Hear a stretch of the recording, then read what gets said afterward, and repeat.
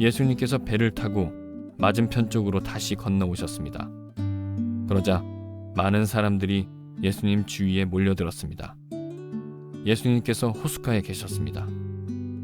야이로라고 이름하는 어떤 회당장이 예수님을 찾아왔습니다. 그는 예수님의 발 앞에 엎드렸습니다. 그리고 예수님께 거듭해서 간청했습니다. 제 어린 딸이 죽어가고 있습니다. 제발 오셔서 그 아이에게 손을 얹어 주십시오. 그러면 건강해지고 살아날 것입니다. 그러자 예수님께서 그와 함께 가셨습니다. 많은 사람들이 예수님을 에워싸고 밀며 따라왔습니다. 그 중에는 12년 동안 혈루증을 앓아온 여자가 있었습니다. 그는 여러 의사에게 보이면서 고생을 했습니다. 그러나 가진 돈만 다 써버리고 효과는 없었습니다. 오히려 병이 더 심해져 갈 뿐이었습니다. 그러던 중 예수님에 대한 소문을 듣고 사람들 틈에 끼어 예수님을 따라가다가 예수님의 옷에 손을 대었습니다. 그 여자는 옷에 손을 대기만 하여도 내가 나을 거야 하고 생각했습니다. 그 즉시 피가 흐르는 것이 멈췄습니다. 그녀는 자신의 병이 나은 것을 몸으로 느꼈습니다. 바로 그때 예수님께서 자신에게서 능력이 나가는 것을 느끼셨습니다. 그래서 돌아서서 물으셨습니다. 누가 내 옷을 만졌느냐? 제자들이 말했습니다. 사람들이 에워싸고 밀치고 있는데 누가 손을 대었다고 말씀하십니까? 그러나 예수님께서는 손을 댄 여자를 찾으려고 둘러보셨습니다. 여자는 자기에게 일어난 일을 알고서 두려워 떨었습니다. 여자는 예수님의 발 앞에 엎드려 절하며 모든 사실을 말씀드렸습니다. 예수님께서 여자에게 딸아, 내 믿음이 너를 낫게 하였다. 안심하고 가거라. 그리고 건강하게 지내라 하고 말씀하셨습니다. 예수님께서 계속 말씀하고 계실 때 회당장의 집에서 사람이 와 회당장에게 말했습니다. 따님이 죽었습니다. 왜 예수님을 계속 번거롭게 하십니까? 그러나 예수님께서는 이 말을 무시하시고 회당장에게 두려워 말고 믿기만 하여라 하고 말씀하셨습니다.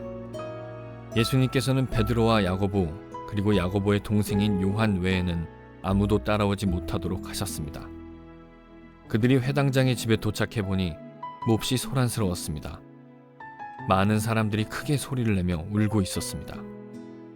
예수님께서 들어가셔서 사람들에게 어째서 소란을 피우며 울고 있느냐?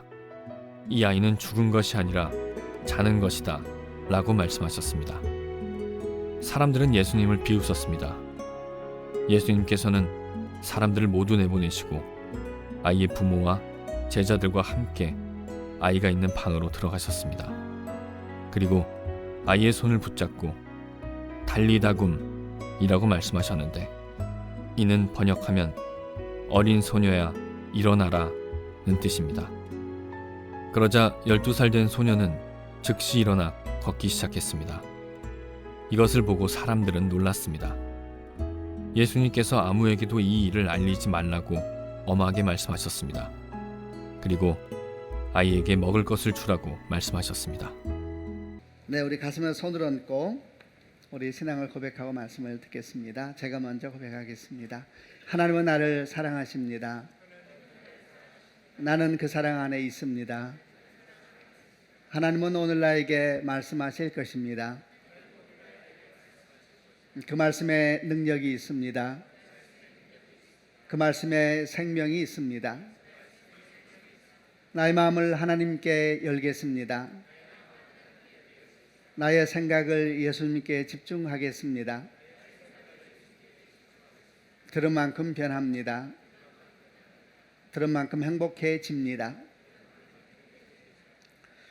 본문에는 큰 위기 가운데 예수님께 나온 두 사람이 등장을 합니다. 한 사람은 딸이 죽어가고 있는 회당장이었고 또 한 사람은 오랜 세월 동안 혈루증으로 고통받고 있는 한 여인이었습니다. 먼저 예수님께 나온 회당장의 이름은 야이로라는 사람이었는데 이 야이로는 누가복음 8장에 의하면 죽어가던 딸이 나이는 12살이었는데 외동딸이었다 이렇게 기록이 되어 있습니다. 회당장은 주님께 나와 엎드려서 간절하게 청합니다. 집에 와서 제 어린 딸에게 손을 얹어서 살게 해 주십시오. 이렇게 간절히 요청하였기 때문에 주님은 그와 함께 회당장의 집으로 향하게 됩니다. 근데 주님이 떠날 회당장의 집으로 걸어갈 때 많은 사람들이 주님의 주변을 에워싸고 이제 밀고 밀키면서 함께 걸어가는 상황이 됐습니다.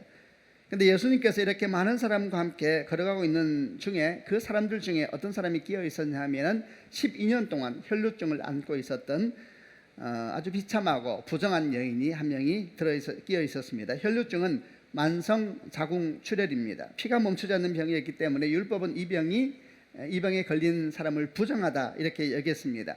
부정하다는 이야기는 뭐냐 하면 사람들 사이에 끼어 있으면 안 된다는 이야기고 사람들과 함께 만나도 안 된다는 이야기입니다. 왜냐하면 부정한 사람을 만지게 되면 만진 사람도 부정하게 되기 때문에 그렇게 율법적으로는 사람들로부터 함께 할 수 없는 그런 병 가운데 있는 여인이었습니다. 그래서 이 여인은 이 무리 가운데 끼어 있으면 안 되는 겁니다.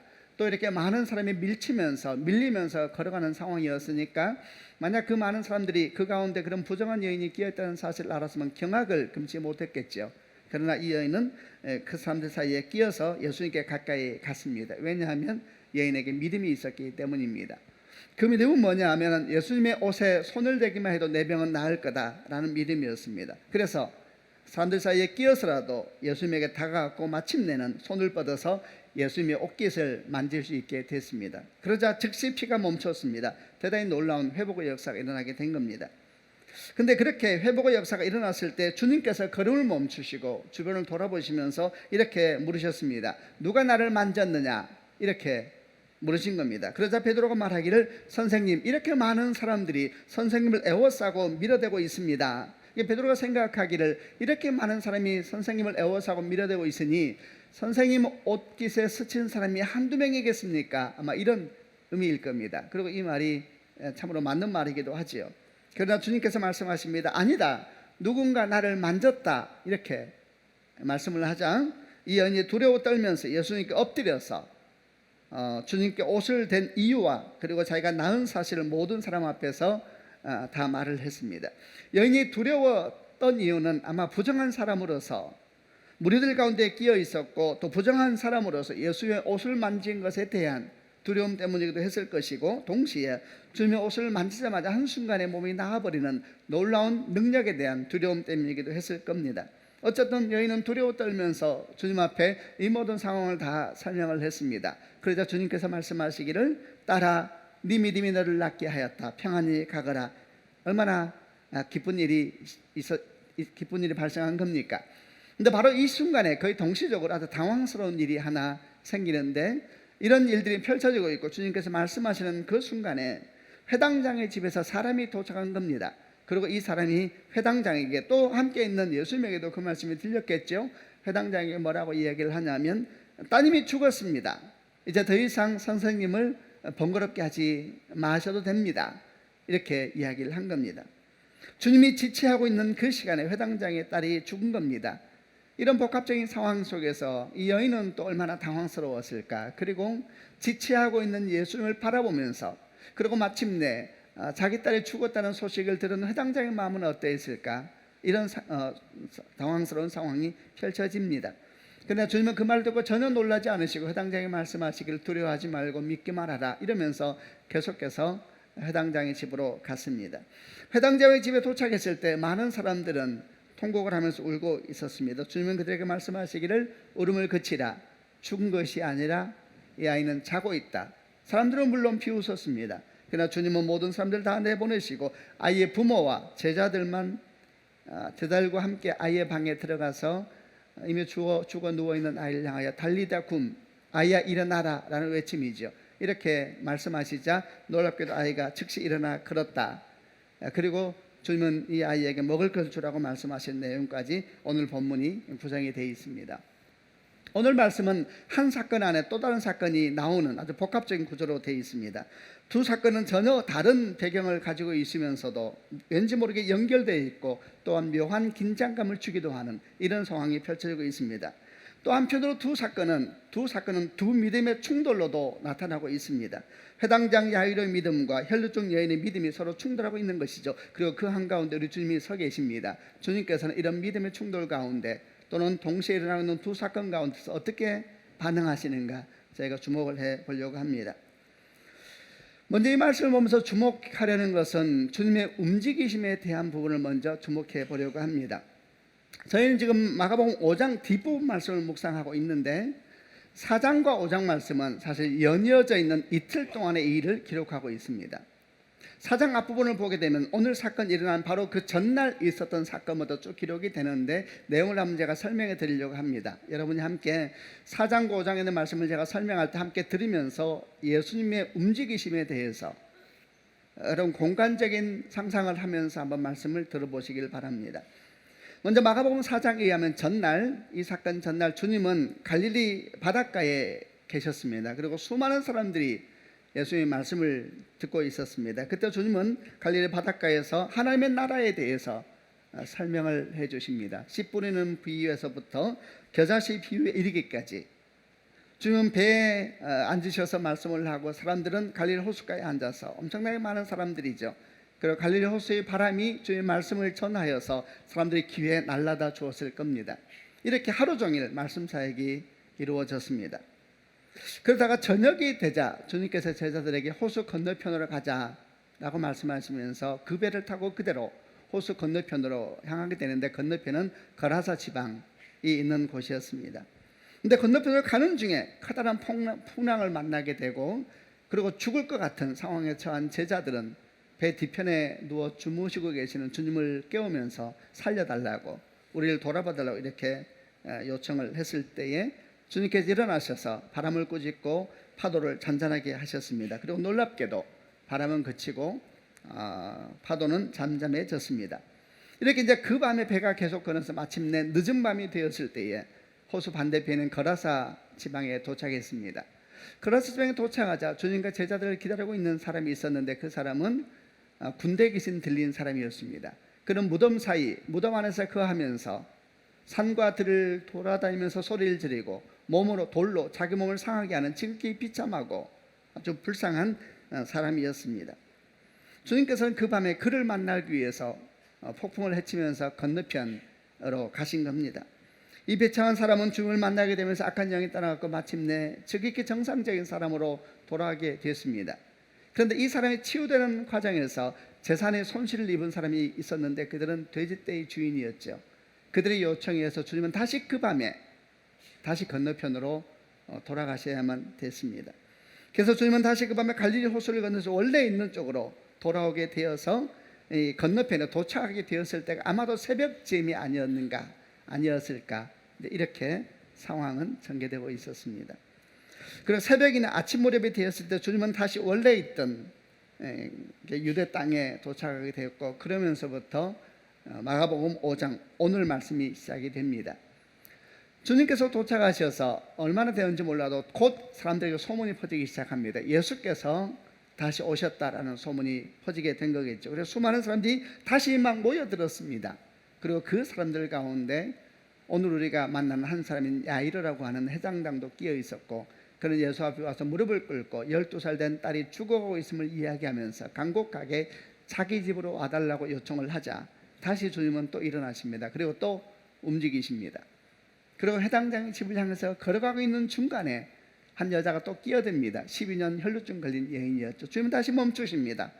그리고 그 여인이 회복시키고 다시 또 그분은 움직이십니다. 회당장의 집을 향해서 또 움직이시는 것이죠.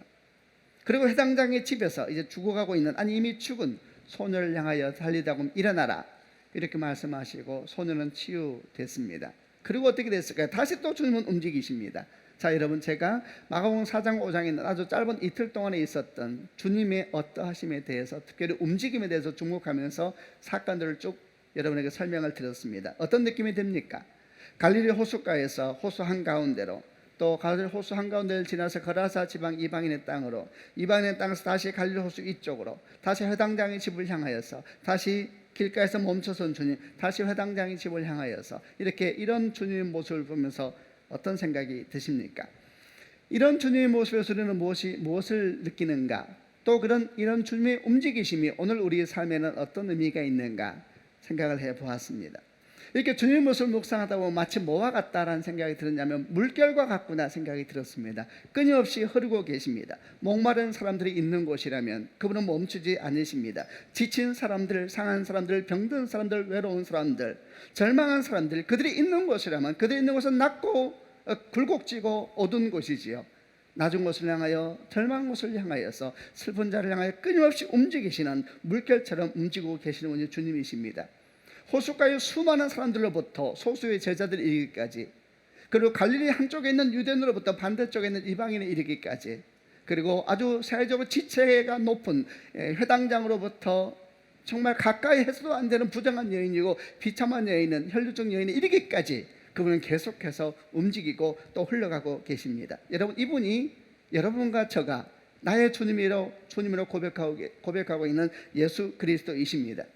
주님은 모든 사람을 향하여서 또 모든 곳을 향해서 지금도 흘러가고 계신 분을 기억하는 축복이 있기를 바랍니다. 여러분, 그때만 그런 것이 아니라 이것은 계시적인 사건입니다. 그때 주님은 육체로 오셔서 어쩔 수 없이 지역적인 제한을 받을 수밖에 없었습니다마는 그런 움직임을 통해서 그분의 본성에 대해서, 그분의 성품에 대해서 우리에게 계시하여 주신 것입니다. 그때 그분이 육체로 계셔서 이렇게 움직이는 모습을 우리 가운데 보여주고 계시지만 지금 주님은 성령으로 우리 가운데 임하여 주시면서 모든 공간을 향하여서 모든 사람을 향하여 여전히 흘러가시면서 목마르고 지치고 상한 사람을 향하여 항상 흘러다니시고 채우시는 분이심을 기억하는 축복이 있기를 바랍니다. 이런 주님을 묵상해 보시기를 바랍니다. 얼마나 멋진 일이고 감사한 일이고 놀라운 일입니까?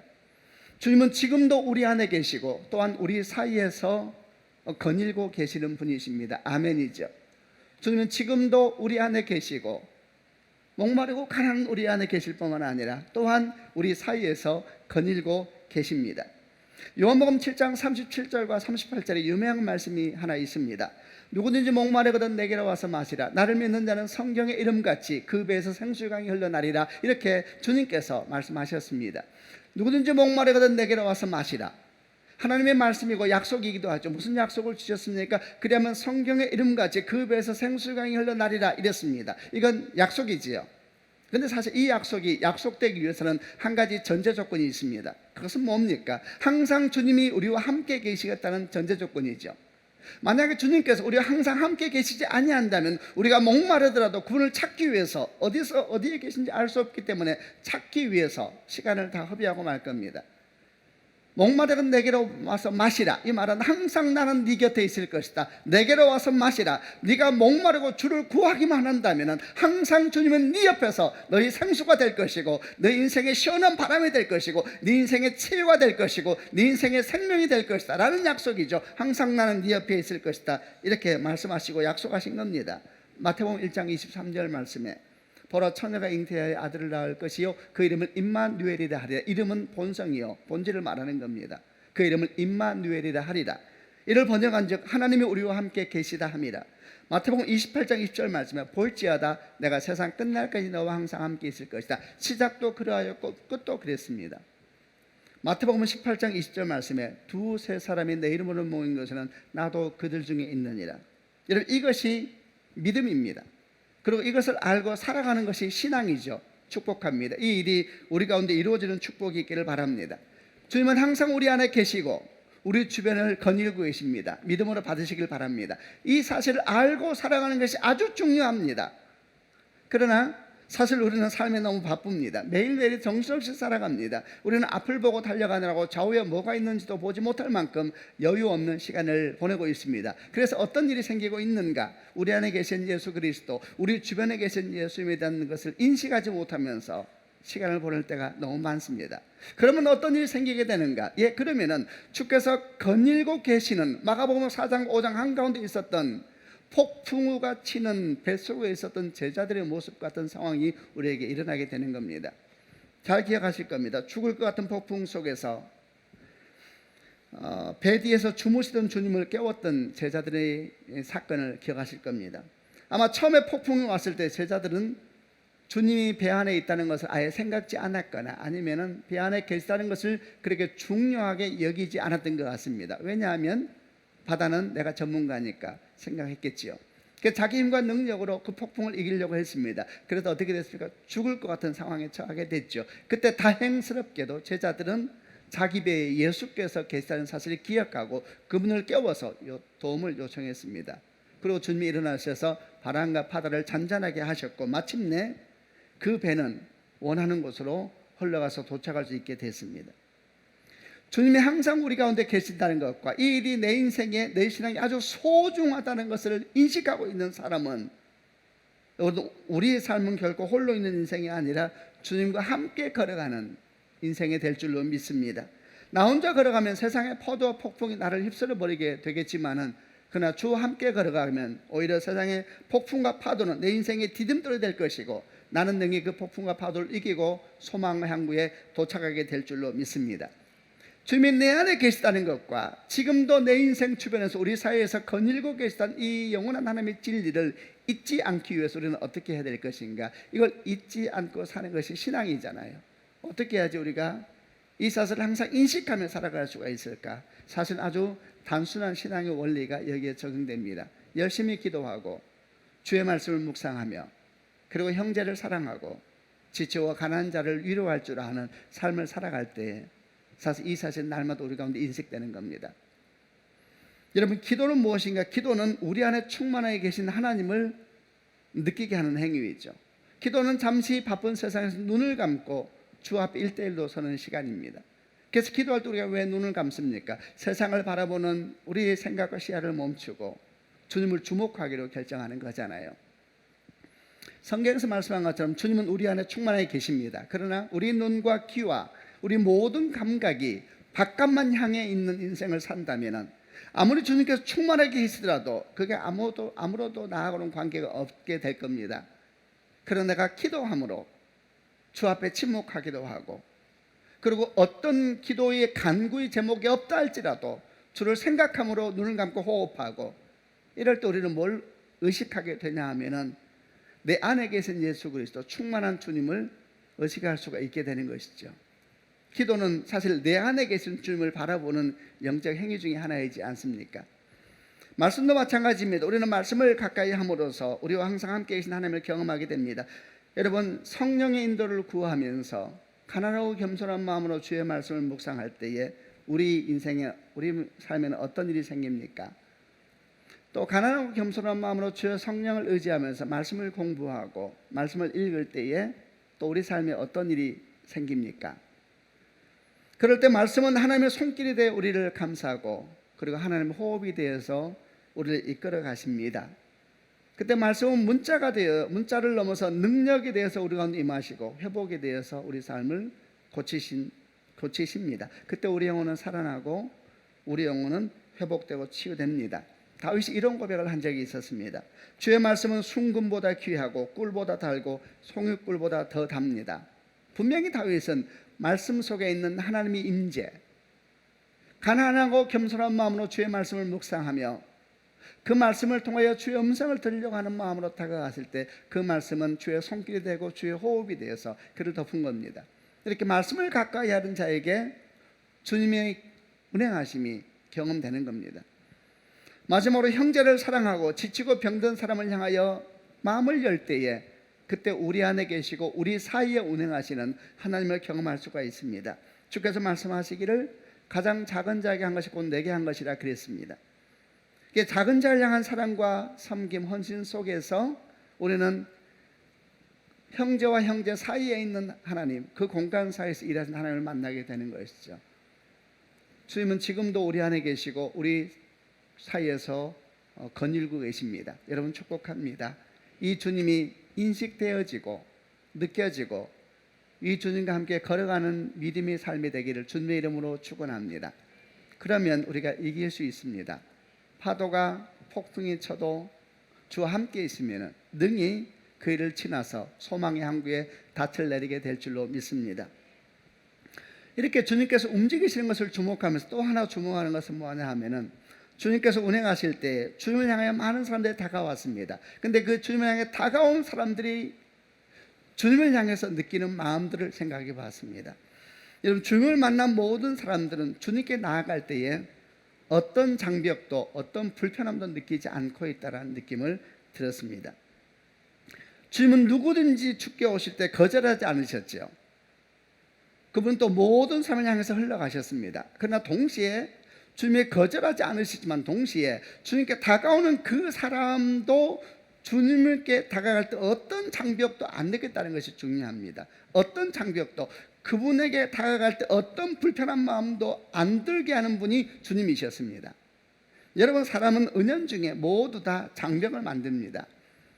다른 사람이 자기에게 쉽게 다가오지 못하도록 장벽을 만드는 것이죠.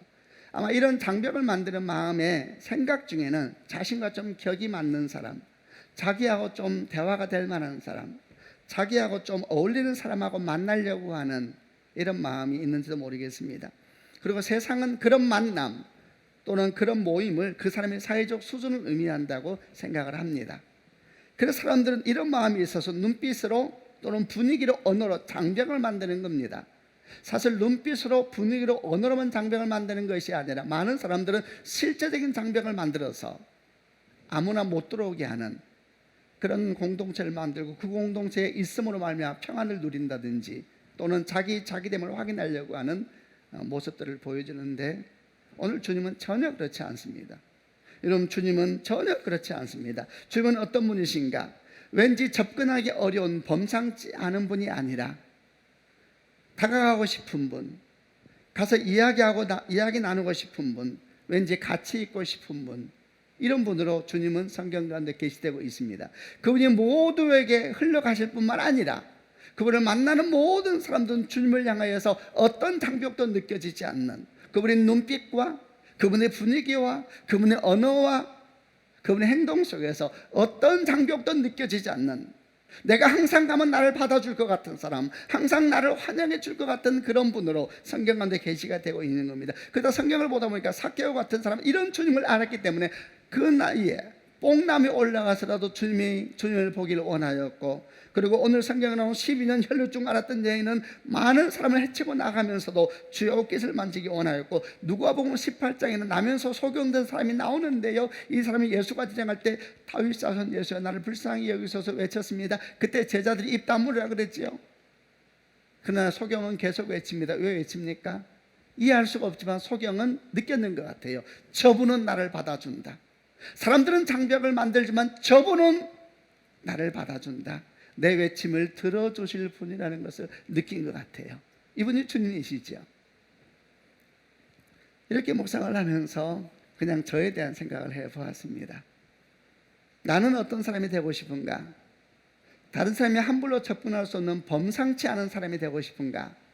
아니면 누구나 다가가고 싶은 사람, 누구나 함께 이야기하고 싶고 누구나 함께 있고 싶은 그런 사람이 될 것인가? 나는 어떤 사람이 되고 싶은가? 다른 사람이 나를 함부로 쳐다볼 수 없는 그런 범상치 않은 사람이 되고 싶은가? 아니면은 다른 사람이 나를 볼 때 항상 내가 가면 받아줄 것 같은 사람, 내가 가면 내 얘기를 들어줄 것 같은 사람, 그런 사람이 되고 싶은가 생각을 해보았습니다. 이미 많이 얘기되고 신문에도 자주 납니다만 요즘에 자녀를 기르는 어머님들에 대한 이야기를 보고 듣곤 합니다. 요즘에는 자녀들 친구도 부모들이 맺어준다고 합니다. 자기 자녀들이 아무나 하고 친구 맺는 것이 아마 부모 마음이 불편하신 것 같습니다. 아마도 세상이 하도 험해서 조심스러운 마음에 그렇게 하는지 모르겠습니다. 그러나 그리스도인이라면 사실 이런 모습에 대해서 진지하게 성찰해 보아야 합니다. 혹시 그런 모습, 내 자녀에게 내가 친구를 맺어줄 때 내가 맺어주려고 하는 마음 가운데 혹시라도 그 마음이 좀 더 특별한 아이들과 친구를 맺게 하여서 내 아이도 특별하게 만들려고 하는 마음이라든지, 그 아이와 친구를 만들어 줌으로 훗날 인생의 중요한 관계를 맺어줘야 되겠다라는 생각을 일찍부터 하면서 그렇게 자녀를 교육하고 있다면 최소한 그리스도인의 모습은 아니기 때문입니다. 소망하기는 주를 믿는 모든 부모들은 자녀를 양육할 때 자기 자녀가 다른 사람이 쉽게 다가올 수 있는 범상치 않은 사람으로 양육해 가는 것이 아니라 누구나 다가가고 싶고 누구나 이야기하고 싶고 누구나 가서 위로받고 싶은 그런 사람을 양육해 가기를 소망합니다. 만약 이에 대해서 누군가 옆에서 말하기를 아니 그게 뭐가 잘못됐단 말이냐, 왜 꼭 그래야 하느냐라고 묻는다면 우리 대답은 사실 지극히 단순합니다. 왜 그래야 합니까? 왜냐하면 우리 주님이 그런 분이셨기 때문입니다. 그리고 우리가 알기는 그런 주님의 모습은 그런 주님의 모습 속에 우리를 향하신 하나님의 생명의 계시가 있기 때문에 그렇습니다. 그분은 계시이십니다. 그분이 우리에게 보여주는 모습과 행동과 움직임은 그 안에 하나님의 생명의 계시가 있는 것이니, 그분의 어떠하심을 따라 나도 어떠하길 원하는 것은 하나님의 생명이 우리 가운데, 그분의 생명이 나를 통하여 나의 자녀 가운데 흘러가게 하는 믿음의 행위인 줄로 믿습니다. 2009년도 이 땅을 떠나신 김수환 추기영이 했던 말씀이 아주 좋아서 또 찾아봤습니다. 이렇게 이야기를 하셨더라고요. 나는 밥이 되고 싶습니다.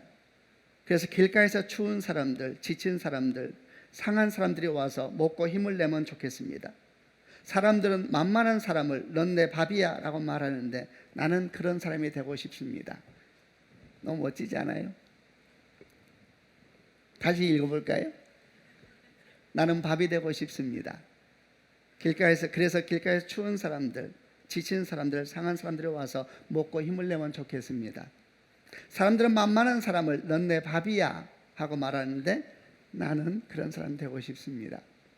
예수님이 생각납니다. 누구든지 목마르거든 내게로 와서 마시라. 나를 먹고 나를 마시라. 나를 먹어라. 나를 마시라. 나를 믿는 자는, 나를 먹는 자는, 나를 마시는 자는 성경에 같이 그 배에 생수강이 흘러나리라. 수고하고 무거운 짐진 자들아 다 내게로 오라. 내가 너희를 쉬게 하리라. 나는 마음이 온유하고 겸손하니 나의 멍에를 메고 내게 배우라. 그리하면 너희 마음이 쉼을 얻으리니.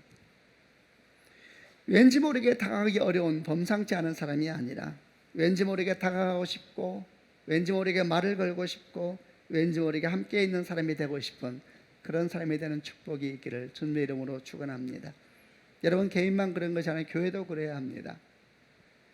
왠지 다가가기 어려운 범상치 않은 교회가 주님의 교회가 될 수는 없습니다. 그런 교회가 아니라 항상 다가가면 받아줄 것 같은 교회, 그런 교회가 우리 교회가 되어야 합니다. 우리 교회가 상문고로 이사하고 난 뒤에 왠지 이전보다 조금 더 편하게 올 수 있는 교회가 된 것 같아서 주께 감사를 드립니다. 그러나 더욱 그래야 합니다. 그를 위해서는 우리 교인들이 함께 노력해야 된다 생각합니다. 우리 교회가 더 많이 성장해야 될 것은 따뜻함입니다. 학교를 빌려서 하다 보니까 공간을 우리가 어떻게 꾸밀 수가 없습니다. 그럼 우리가 가지고 있는 최고의 인테리어는 사람이죠. 사람. 맑고 깨끗한 영을 가진 사람들. 서로 바라볼 때에 말은 하지 않아도 따뜻한 눈빛이 오고 가는 관계들. 여러분, 그런 관계를 만들어야지 교회가 교회다워지는 것이고, 대단한 교회는 여러분 주님의 교회가 아닙니다. 가난한 마음을 가지고 선한 영을 가지고 맑은 영이 움직이는 교회, 성도들 사이사이에서 뭔지 모르게 서로를 향한 평안한 환영이 있는 교회, 그런 교회를 만들어가야 되지 않겠습니까? 소망하기는 서울드림교회, 우리 교회가 그런 교회가 되는 축복이 있기를 바랍니다. 오늘 말씀에서 마지막으로 한 가지 더 주목하려고 하는 것은 24절부터 32절의 상황인데 제가 바로 설명을 해보겠습니다. 내용은 이런 것입니다.